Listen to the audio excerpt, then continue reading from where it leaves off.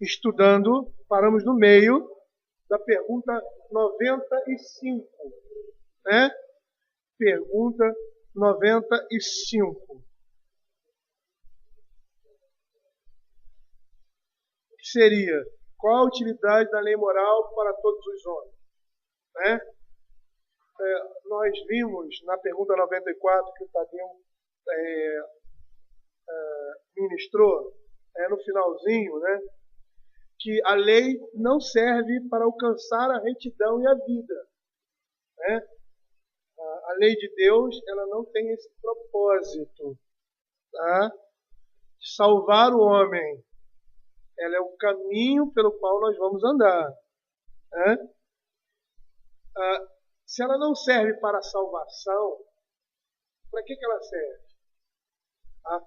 Aí nós estamos vendo que ela é de grande utilidade. Então, para salvar, tá?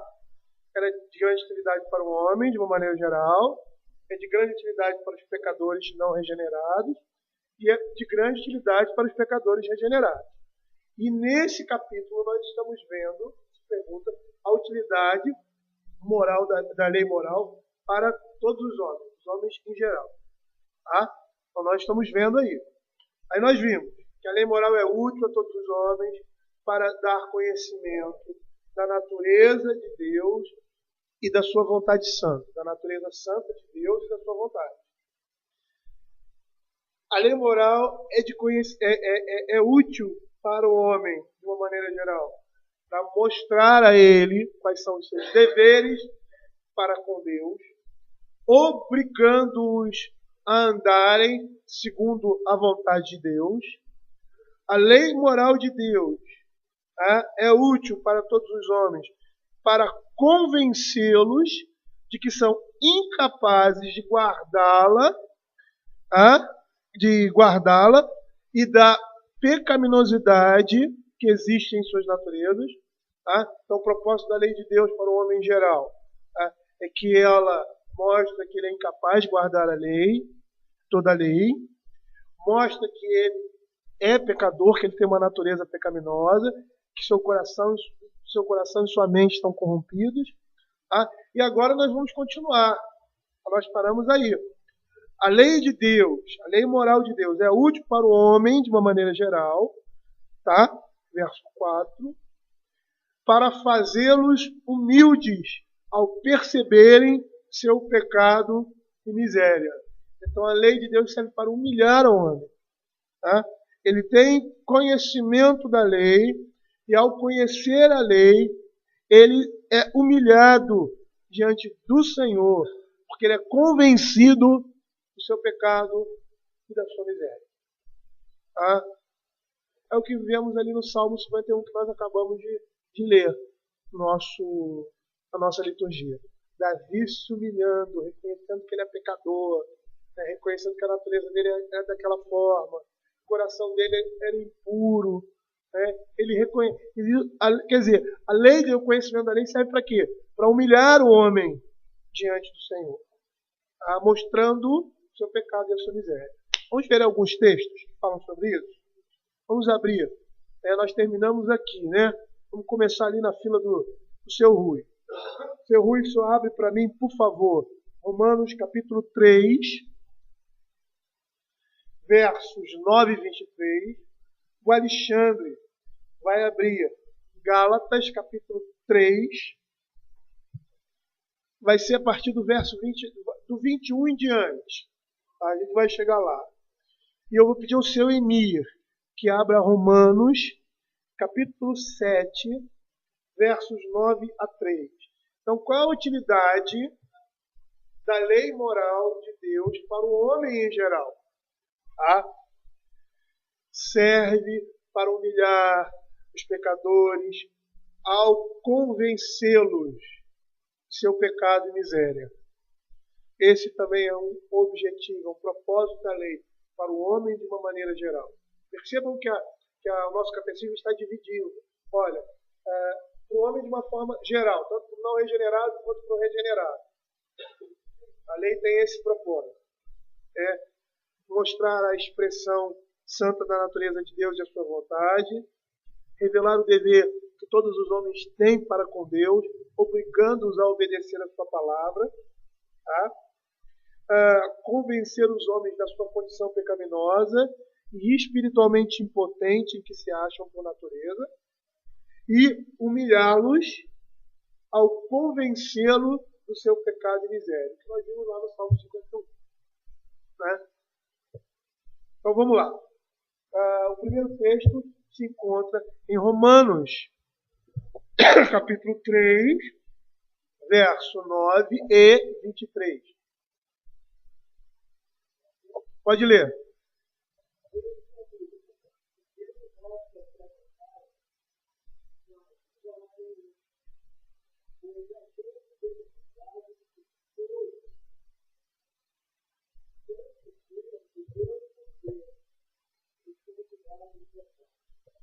A lei mostra isso. O homem de uma maneira geral. Tá? Todo homem está debaixo do pecado. Verso 23. E por que isso?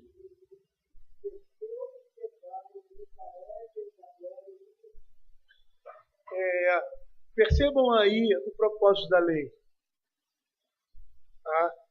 O propósito da lei é levar ao arrependimento. Tá? É um instrumento na mão de Deus. A gente sabe muito bem que a palavra de Deus ela é acompanhada com a ação do Espírito Santo. Se essa palavra é lançada e o Espírito Santo não acompanha para fazer com que aquela semente floresça, tá? Aquela terra vai se tornar o que? Árida. Vai servir só para juízo. Que é propósito de Deus também. Por quê? Porque a consciência do juízo é um passo anterior, o quê? Ao arrependimento e à fé. Por isso que a lei é importante. Porque o homem tem que ser, confrontado com o seu pecado. Ele tem que saber que ele está em pecado. Ele tem que saber que ele necessita da graça de Deus. Por quê? Porque o seu estado é miserável. Então, a lei faz isso. Humilha o homem, convencendo ele, né, do seu pecado. Todos nós pecamos e carecemos da glória de Deus. Todos os homens, tanto judeus como gregos, estão debaixo do pecado. Tá? Gálatas, capítulo 3. Gálatas, capítulo 3.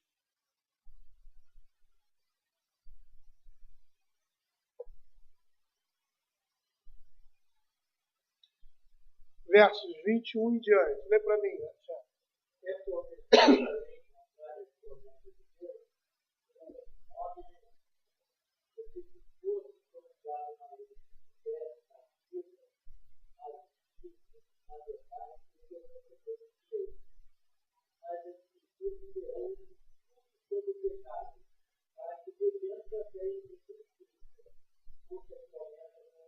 Só para um tempinho aí.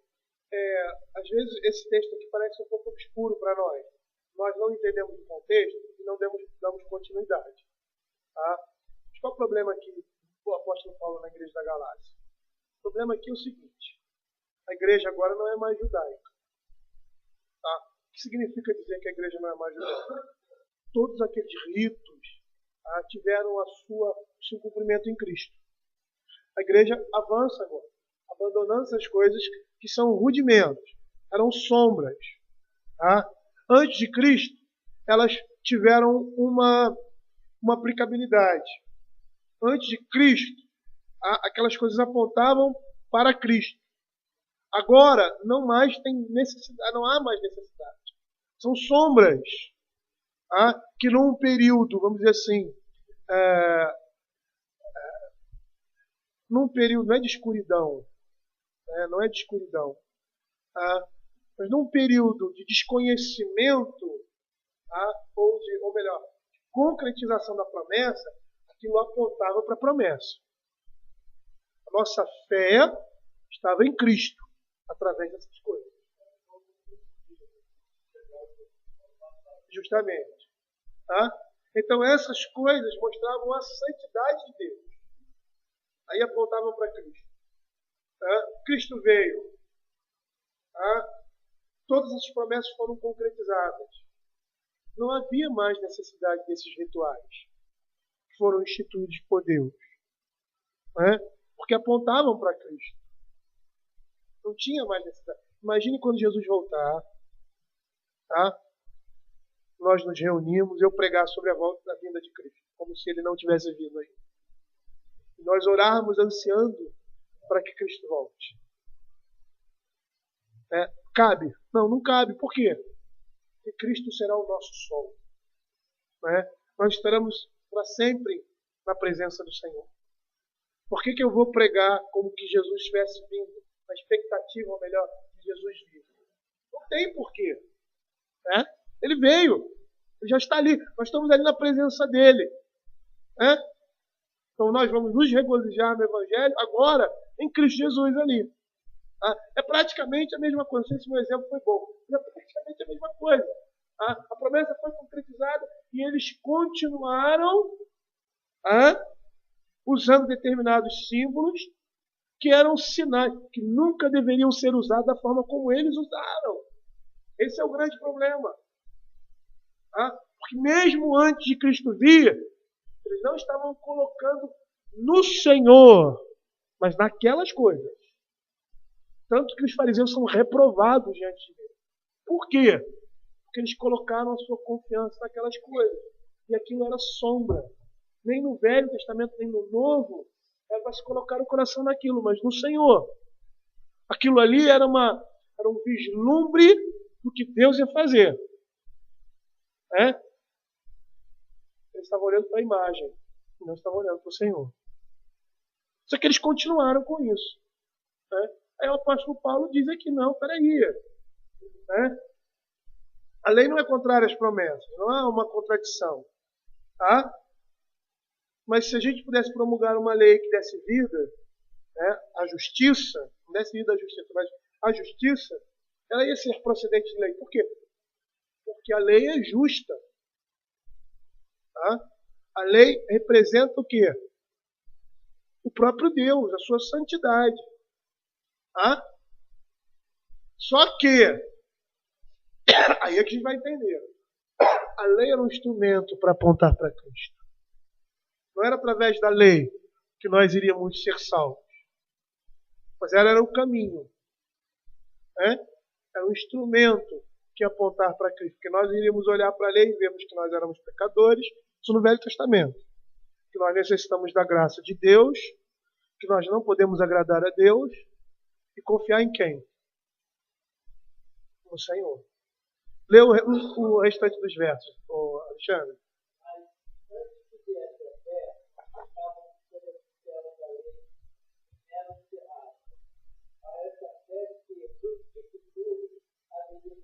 Essa fé aí, ele está se referindo, não é a fé a fé em Deus, não é essa fé porque eles tinham, mas essa fé que está se referindo a quem? A Cristo, a Cristo que cumpre a lei, a Ele que assume o nosso lugar. Continua.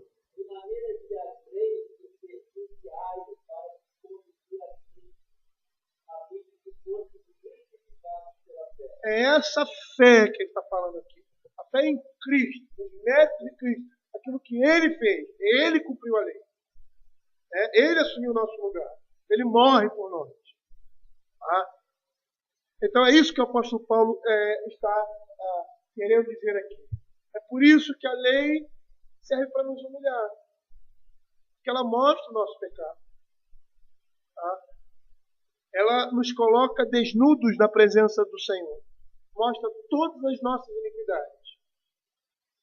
Por isso que ela é um aio, ela é um instrumento. O homem olha para a lei e vê assim, isso é a santidade de Deus, eu não consigo ver. Aí ele vai buscar em Cristo a sua salvação, porque ele precisa ser salvo. Ele necessita da graça de Deus na sua vida. Então ele vai buscar isso aonde? Na lei? Não. No Senhor. Era isso que esses homens estavam buscando. Estavam buscando serem justificados nas suas obras. Eles estavam se agarrando à circuncisão, eles estavam se agarrando aos ritos e achando que aquelas coisas iam salvá-los. Aquelas coisas iriam apresentar diante de Deus, olha o que eu fiz. Mas essas mesmas coisas que mostravam que eles eram incapazes, que eles eram pecadores, que humilhavam eles diante do Senhor. E aí eles iam buscar em quem a sua salvação? Em Cristo Jesus. É por isso que a lei é um aio, né? É um condutor a Cristo, ela aponta para Cristo. Romanos capítulo 7. Romanos capítulo 7. Quer dizer, com isso a gente percebe com mais clareza que nós precisamos de Cristo. Romanos capítulo 7, verso 9 e verso 9 e 13. Oi? 9 e 13.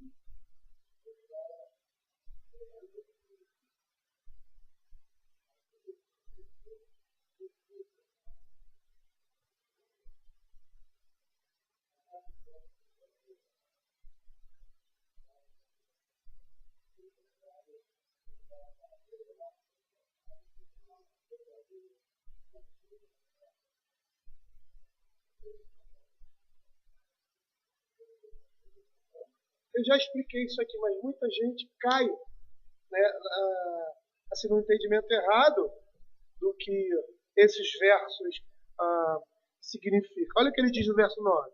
Ele vivia sem a lei. Ele vivia enganado. Tá? Por quê? Porque a lei dá o pleno conhecimento do pecado. Tá? Mas sobrevindo o preceito, quer dizer, a lei sendo apresentada, o pecado é revivido na vida dele. Por quê? Porque para ele estava morto o pecado. Não existia pecado. Por mais que ele tivesse a sua consciência, e essa sua consciência acusava, a lei é mais específica, é mais clara, como diz lá no Salmo 19. Né? Ela mostra as faltas que são ocultas com mais clareza. Tá? E aí, por causa da lei, ele morre. Por quê? Porque a lei diz que ele é pecador. Aí ele diz assim, acaso aquilo que é bom, a lei é boa, torna-se para mim algo ruim? De modo nenhum. Por quê? Porque revelar o pecado é bom. É bom revelar o pecado. Tá? Quando o Senhor descortina os nossos pecados diante dos nossos olhos, isso é bom para mim. Tá? Nós já vimos isso. Por que é bom? Porque agora eu não vou mais pecar. Porque agora, né, é como um casamento. Dá um exemplo aqui. Casamento, interessante. Né? Você compra um presente para sua esposa, como eu comprava. E não acertava, porque ela não gostava. Eu achava que ela gostava. Só que minha mulher é bem sincera, né? É sincera até demais. Está horrível.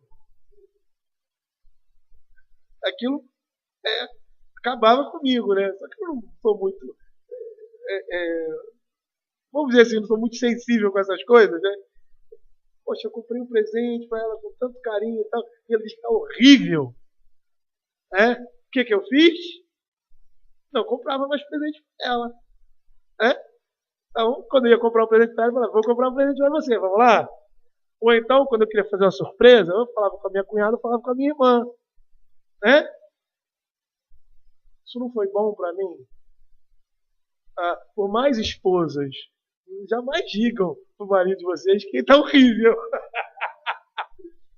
Mas foi bom para mim. Por quê? Porque ela ia ficar recebendo os presentes, e com o tempo do casamento isso acontece, né? Poxa, eu vivo tanto tempo com esse cara e esse cara não sabe que eu gosto. Ele não está preocupado comigo. Ele não me ama. Pronto, daqui a pouco está chorando, morrendo, saindo de casa, levando as malas, indo embora, porque o marido não compra o presente dele. Percebam como é bom conhecer o pecado. Alguém avisar para você que isso que você está fazendo é errado. É isso que o texto está mostrando aqui. Acaso o bom se me tornou em morte? De modo nenhum. Pelo contrário, o pecado, para se revelar como pecado, por meio de uma coisa boa, causou-me a morte. Eu estou em pecado, estava morto, e agora eu reconheço que estou morto, porque eu pensava que estava vivo. A fim de que pelo mandamento, quer dizer, através do mandamento, me foi revelado que aquilo que eu estava fazendo era sobremaneira maligno, ou como o exemplo que eu dei, horrível. Foi bom a minha esposa ter dito para mim que eu não sei comprar presente para ela? Foi. Por mais que tenha ferido os meus sentimentos, foi bom. Por mais que fira a nossa carne, o nosso orgulho, a lei é boa porque mostra nosso pecado. E dessa forma nós temos como correr para algum lugar. E o lugar que nós corremos qual é? É Cristo. É Cristo.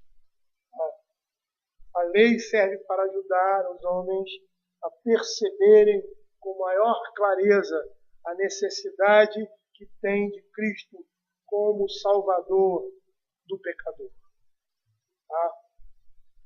E por último, e assim ajudá-los a compreender com maior clareza que necessitam de Cristo e de sua perfeita obediência.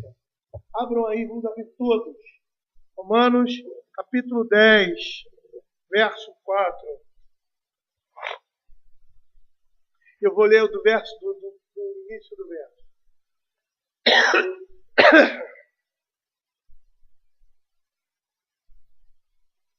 Irmãos, a boa vontade do meu coração e a minha súplica a Deus a favor deles são para que sejam salvos.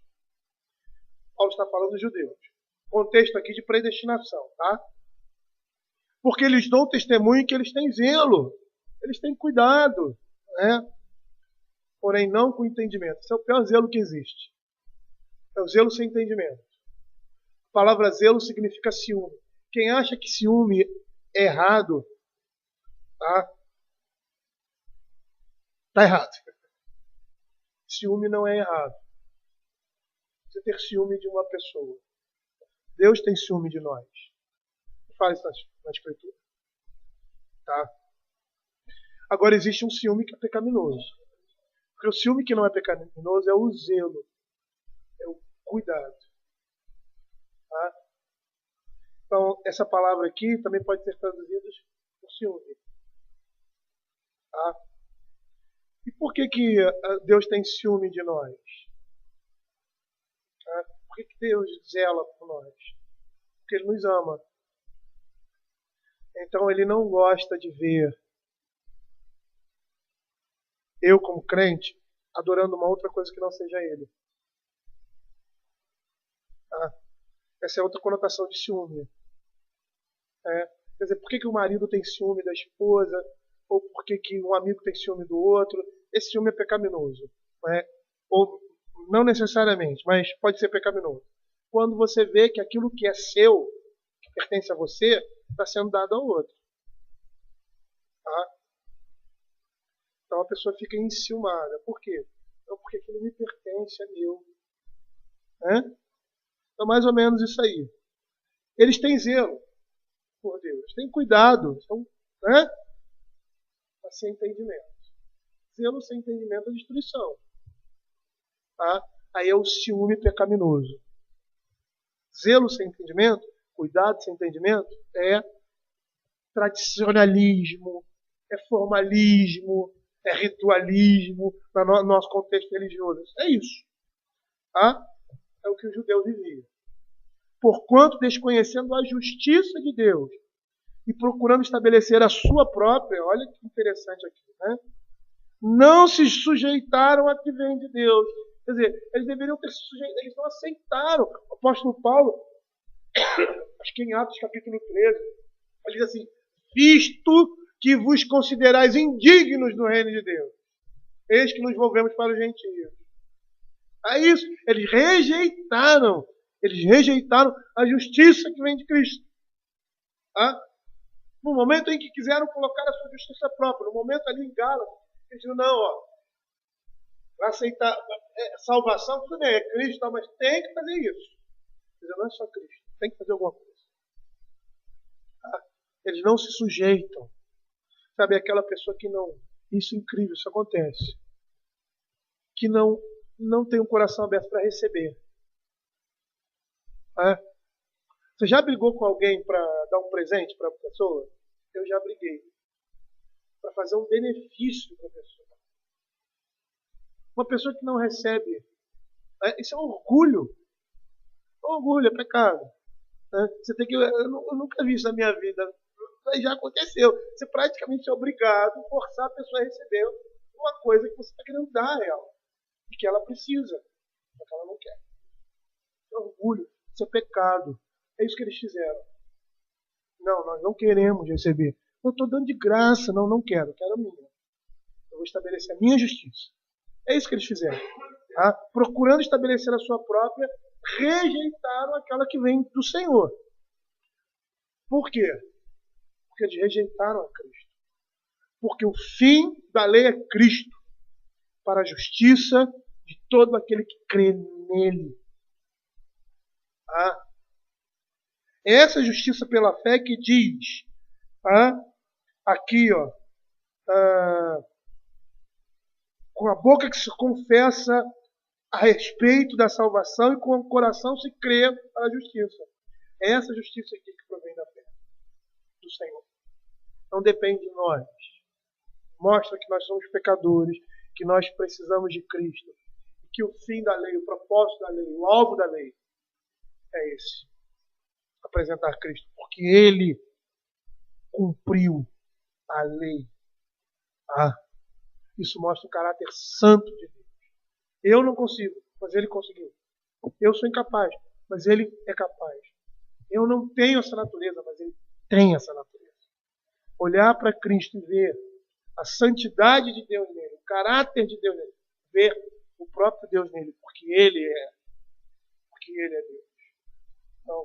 Então, finalizando, a lei serve para dar aos homens uma ideia mais elevada do caráter e da retidão de Cristo, que cumpriu a lei de forma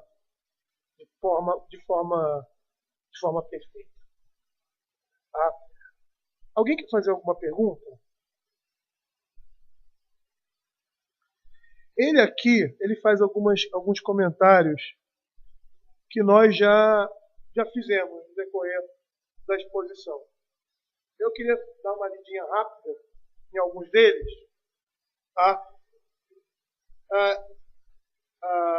O Johannes Gerardo diz assim: qual é o quádruplo uso que a lei de Deus tem para todos os homens? Nós vimos isso.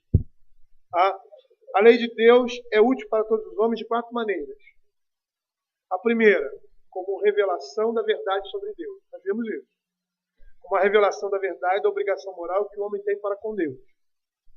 Como um meio de convencer os homens da sua absoluta condição pecaminosa por natureza. E como auxílio para que se aquilatar apropriadamente o caráter ímpar de Cristo. A lei vai mostrar isso. O caráter de Cristo. Ele cumpriu a lei. Se ele cumpriu a lei, porque ele tem a natureza da lei. Eu não cumpro a lei porque eu não tenho a natureza da lei. Os homens antes da queda, eles poderiam cumprir a lei. Por quê? Porque eles foram criados sem pecado. Mas Cristo tinha a natureza da lei. Nós não temos essa natureza. Mesmo o homem antes da queda, ele não tinha essa natureza, porque essa natureza lhe foi dada. Essa é a natureza divina. Cristo tinha a natureza da lei porque Ele era a própria lei. Ele é o próprio Deus. Aí ele diz aqui, de que modo é a lei moral a revelação da verdade sobre Deus? A lei moral é a revelação da verdade a respeito de Deus, por ser ela uma expressão da sua natureza e vontade santa. Nós vimos isso. Isso contraria a visão moderna, que considera como uma força ou princípio autoexistente na natureza das coisas. Aquilo que é certo não por ser certo em si mesmo, mas porque a natureza santa inerente a Deus o demanda. E aí é uma mudança de ênfase. A coisa não é certa porque é certa por si mesma, não. Ela é certa porque ela pertence, ela é inerente a Deus. Ela não está sozinha no mundo. Ela existe porque Deus existe. Tá? Isso faz grande diferença. Por quê? Porque nós não podemos mudar essas coisas. Os padrões morais eles não mudam com o tempo. Não é isso que a gente vê, né? Mas, biblicamente falando, esses padrões não mudam com o tempo. Por quê? Porque eles não existem por si mesmos. Eles são dependentes, reflexo da natureza de Deus. Devemos observar que o catecismo menciona a natureza de Deus antes de mencionar a sua vontade. A natureza de Deus determina aquilo que é certo e a sua vontade impõe à humanidade como obrigação moral. Tá? Terceira pergunta que ele faz. De que modo é a lei moral a revelação da obrigação moral do homem para com Deus? De que modo é a lei moral a revelação da obrigação moral do homem para com Deus? Como uma expressão da vontade de Deus, a lei moral chega ao homem como a exigência de uma obediência total e absoluta. Essa demanda por obediência baseia-se na Bíblia, não em considerações pragmáticas. O que são considerações pragmáticas? São práticas. São considerações práticas. Isso. Experienciais. Tá? Como o maior bem para o maior número de pessoas. Isso seria pragmatismo. Tá bom. A obediência baseia-se porque eu vou alcançar o maior bem para o maior número de pessoas. Isso é pragmatismo. A Bíblia não é pragmática. Tá? Ou porque eu vou alcançar o bem da humanidade. Mas baseia-se no relacionamento criador-criatura que se fundamenta na doutrina da Escritura sobre a criação. Então falou Deus todas essas palavras. Eu sou o Senhor teu Deus. Não terás outros deuses diante de mim. Não há maior perversão do que a ideia tão infundida de que a lei moral deve ser obedecida por razões egoístas ou pragmáticas. Razões que funcionam. Tá? Devemos obedecer à lei moral pelo fato de ser Deus, o nosso Criador, e de sermos nós, suas criaturas. Essa questão pragmática aqui é seríssima. Tá? Pragmatismo, vou mostrar. Casamento misto. Meu marido se converteu. Olha aí. Tá? A lei de Deus não é pragmática. Casamento misto Casamento misto é pecado. Casamento misto é pecado. Se a pessoa se converteu depois, nós estamos pensando que a nossa vida tem como fim principal qual? A salvação. O homem. Muito bem. Tá? Quando nós achamos que o principal da vida do homem é a sua salvação, essa visão é uma visão antropocêntrica, não cristocêntrica ou teocêntrica. Por quê? Porque o principal de tudo na vida do ser humano é glorificar a Deus. Esse é o princípio. A salvação é uma consequência disso. E no caso, por exemplo, já que eu falei sobre esse casamento misto, uma vez eu estava dando uma palestra. Você vai dando palestra, você vai se aperfeiçoando, né? É interessante. Você vai estudando o assunto várias vezes, falando a mesma coisa várias vezes, você vai se aperfeiçoando. E aí uma vez alguém me perguntou sobre isso. Aí eu disse assim, meu marido quase se converteu e tal. Eu falei, vem cá. Olha só, vou dizer uma coisa para você. Acho que eu nem conhecia a pessoa, foi até bom. Quando você diz isso, você esquece qual é o fim principal do homem. É glorificar a Deus. No momento que você estava casada com ele, seu lar estava dividido. Você não estava glorificando a Deus plenamente. Uma pessoa que tem um casamento misto, ela está dividida no seu lar. Tá? Muitas vezes ela está adorando outros deuses sem saber. Porque o seu marido ele não é fiel ao Senhor. Então, ele vai empurrar essa infidelidade dele para você, de certa forma. Então, a gente vê pessoas crentes que não são fiéis ao domingo, que não são firmes com relação ao culto doméstico, à criação dos filhos. Por quê? Porque eles não podem fazer isso sozinhos. Fazem pela metade. Né? Infelizmente. Eu estou dando esse exemplo, podia dar outros. No caso dessa família, ele estava convertido. Tá? Se converteu. Nem sei se era conversão, não estou aqui para julgar. Né? Mas os filhos dele, os 2 filhos adultos, estavam fora da igreja. Por quê? Porque aquele período que ela viveu com aquele homem, ou com aquela mulher, aquele homem viveu com aquela mulher, com seu cônjuge, né? Era um período em que um era crente e outro era descrente. A família deixou de ser abençoada por isso. Né? Por mais que você perceba que ali na Escritura o apóstolo Paulo diz que os filhos são santificados pelo convívio da família crente, tá? Nós sabemos muito bem também, que no mesmo texto ele vai falar sobre isso, né? Que o homem ele cai, a mulher cai num jugo desigual, tá? Sem querer. O caso ali do apóstolo Paulo, as pessoas se convertiam depois, né, de serem casadas. Um se convertia, outro não. Tá? A gente sabe que jugo desigual é pecado. Então, quando uma pessoa crente casa, sabendo disso, uma pessoa descrente, ela está pecando contra Deus. Está em desobediência. E aí, quais são os frutos do casamento misto? Todas aquelas dificuldades. Você pode ter um casamento maravilhoso com aquela pessoa, mas não vai ser um casamento santo. Por quê? Porque ele não é crente. Porque ele não teme ao Senhor. Então, o que acontece? A família ficou completamente aí, descoberta. Por quê?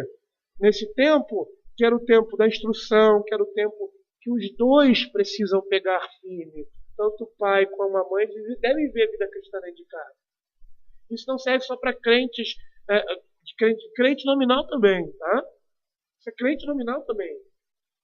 Então, nesse caso, eles caíram num jugo desigual, na mesma situação de uma pessoa que está em pecado, só que eles não estavam em pecado, no caso ali. Mas a situação é a mesma. Tanto que o apóstolo Paulo diz, olha, se ele quiser ir embora, que deixa ele embora. Por quê? Porque o lar está dividido. Aí o cara se converteu, tá bom, e a família? Os filhos estão fora do evangelho. E esse tempo todo, vamos dizer que toda a família se converteu. Deus alcançou toda aquela família. E aí eu estou falando no caso de pecado. Né? Se é pecado, se uma pessoa casa com um descrente em pecado, a gente não pode esperar a bênção de Deus. A gente tem que esperar o juízo. No meio do seu juízo ele é misericordioso, mas nós temos que esperar o seu juízo. Por quê? Porque aquela pessoa casou sabendo que não deveria casar. Já estava em pecado. Se a pessoa desconhece isso, ela pecou na ignorância. Ela pecou, vai receber as mesmas consequências, não tem jeito. Não tem jeito. E eu falo isso, tá gravando? Eu conheço uma pessoa que tem familiares que casaram com pessoas descrentes. Uma vez essa pessoa entrou na casa desse seu irmão e olhou e viu uma estátua de um santo.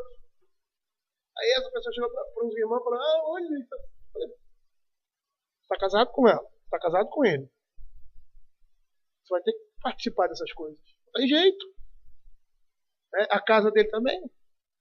Quer dizer, por mais que a família se converta, por mais que os filhos se convertam depois, a misericórdia de Deus aí. E esse tempo?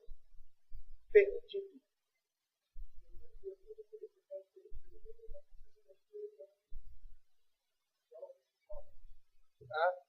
Não que eu duvide, de uma conversão de uma pessoa assim. Não. Tá? Mas, gente, começou errado. Você quer dar certo. Você sabe que está errado. Tivemos uma experiência lá, já que a gente está falando sobre isso, a lei, né?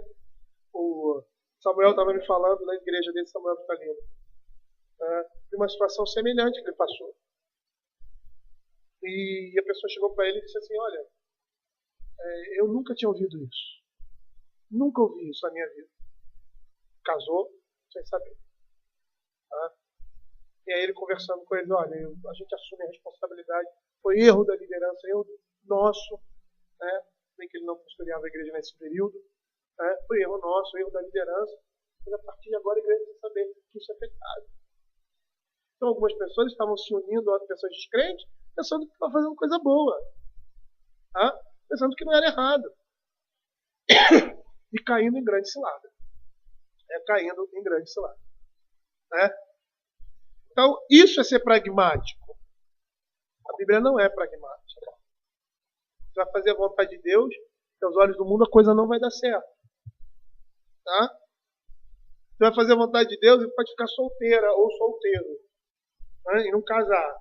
Vamos dizer assim, não encontro mulher ou homem crente. É difícil, aí não casa. Viu? Podia ter casado com um homem descrente. Isso é pragmatismo. Não.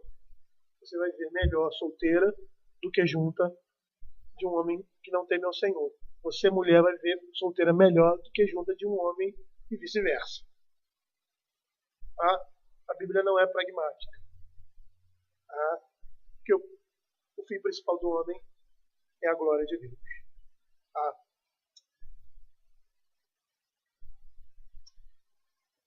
Eu vou parar por aqui, tinha mais duas outras perguntas, mas são de coisas que nós já falamos anteriormente.